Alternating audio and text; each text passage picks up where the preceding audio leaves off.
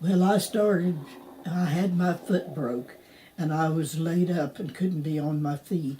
And I had a lot of, my sister first cut me out squares when we moved down here in this big house. And I said, oh no, I don't have time for that. And I put them in the press and left them there for years.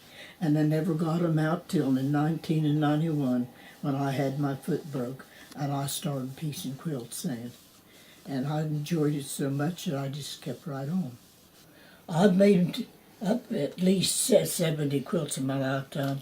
I made all the grandchildren quilts, and I made all the great-grandchildren baby quilts, and then I gave each one of them this past winter a quilt apiece. I like 2 grandsons, but the lady's going to help me get a couple more made.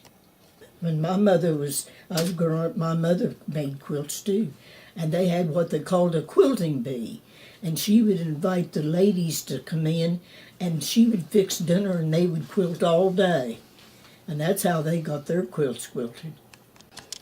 That there's the material you made my curtains out of. Your curtains. And my bedspread. Yeah.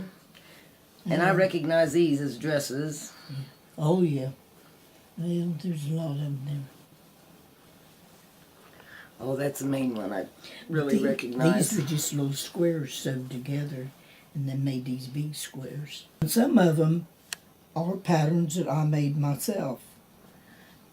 I would take and lay paper under the pattern and go around it with a pen, punch little holes, make the lines, and then I'd draw around it and cut out my pattern.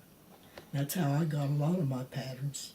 I had to make the quilts bigger because I first was making them small to fit standard beds.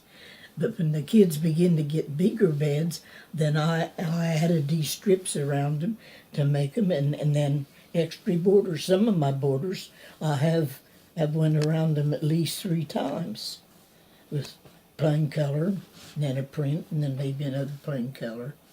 This one is called a railroad, and it's for my granddaughter that was married last Saturday of December. Yeah. And I went to her wedding. This is a quilt my little 9-year-old great-granddaughter made for me, and she had the ladies to monogram it for me, and she would bring it and show it to me when she was piecing it, but I didn't know it was for me, and at Christmas time she brought it in here to me for Christmas.